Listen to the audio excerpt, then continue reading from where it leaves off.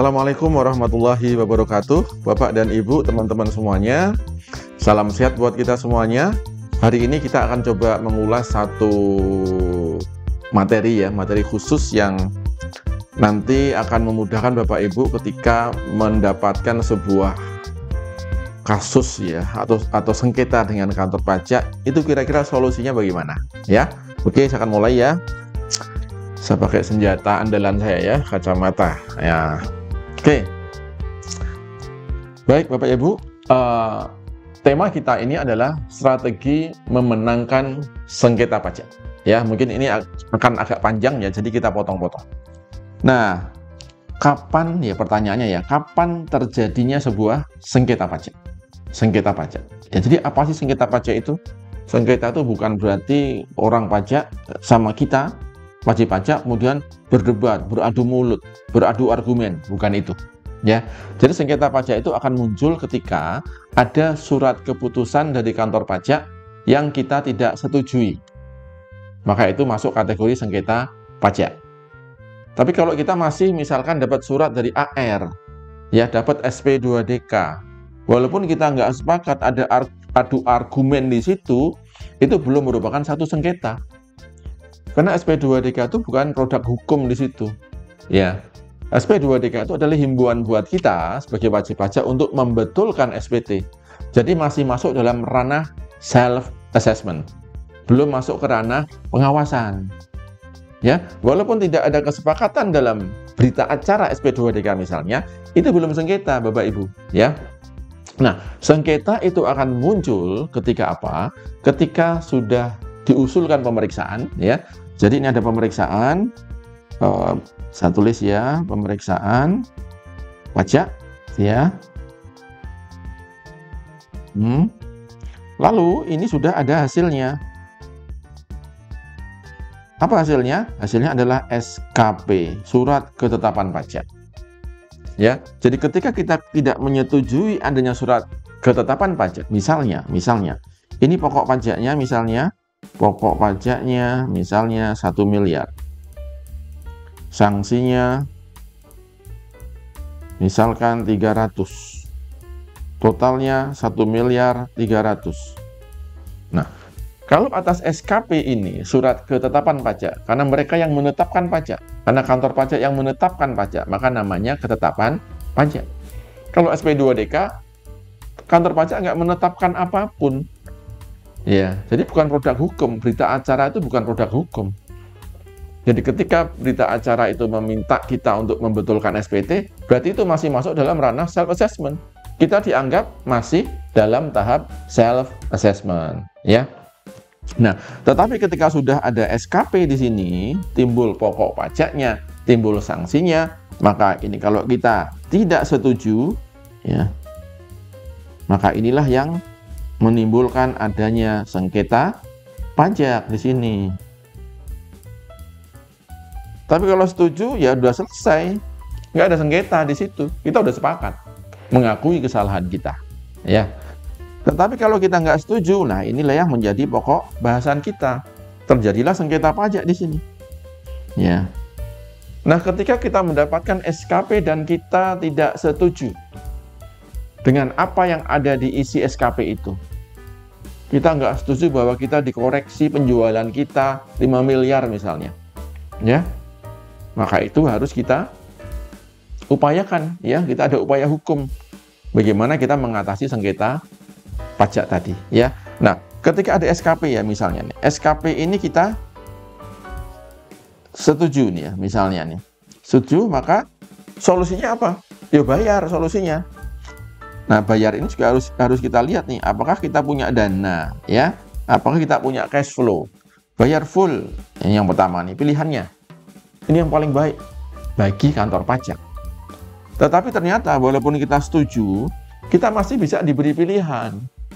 Dalam kondisi karena ketidaktahuan wajib pajak, karena cash flow kita nggak bagus, usaha kita jelek, ada force majeure misalnya, bencana alam, kita diberikan peluang untuk diberikan keringanan, ya. Jadi kita bayar pokok saja, bayar pokok, ya. Lalu sanksinya, sanksi sanksinya minta pengurangan ya. Maaf ya tulisannya kurang jos ini ya. Pengurangan ya. Ini pilihan yang kedua nih ketika kita setuju. Setuju ada dua pilihan. Bayar full pokok sama sanksinya, atau kita bayar pokok lalu mengupayakan kita minta pengurangan sanksi. Boleh nggak Pak? Boleh. Yang namanya permohonan itu bisa dikabulkan, bisa enggak. Ya, karena untuk pengurangan sanksi ini ya privilege-nya haknya itu ada di Kanwil ya, bukan di KPP, bukan di Ditjen Pajak, tapi di Kanwil setempat. Maka tidak heran kalau kita misalkan menemui nih ada wajib pajak di daerah timur misalnya, oh mereka bisa mendapatkan pengurangan sanksi sampai 100%. Kantor pajak di wilayah barat misalnya, kok kami nggak bisa mendapatkan fasilitas itu? Karena itu semuanya hak prerogatifnya dari kepala Kanwil, ya. Nah, ini kalau kasusnya setuju, ini bukan sengketa. Jadi pengurangan sanksi ini juga bukan satu sengketa perpajakan, ya. Karena kita setuju. Nah, yang kedua, atas SKP itu kita tidak setuju, ya. Kita tidak setuju. Tidak setuju. Nah, apa yang kita lakukan di sini? Ya, pintu keluarnya ya hanya satu kalau kita nggak setuju, yaitu proses apa? Proses permohonan keberatan. Permohonan keberatan. Lakukan proses ini, ya. Tapi saran saya adalah siapapun yang melakukan proses ini, pastikan bahwa materi sengketa itu buat kita itu kuat. Kita udah siap dengan pembuktian secara material. Kalau misalkan teman-teman kantor pajak melakukan koreksi omset 5 miliar misalnya. Dasar dari kantor pajak adalah kami menemukan di rekening itu ada uang masuk 5 miliar. Anda belum melaporkan sebagai penghasilan. Selama kita nggak bisa counter 5 miliar itu, maka jangan sekali-kali Anda melakukan proses keberatan. Karena pasti akan nabrak tembok, pasti akan kalah. Ya, karena kita nggak punya pembuktian. Beda halnya kalau kita punya bukti bahwa 5M ini adalah pelunasan tahun lalu misalnya, ya,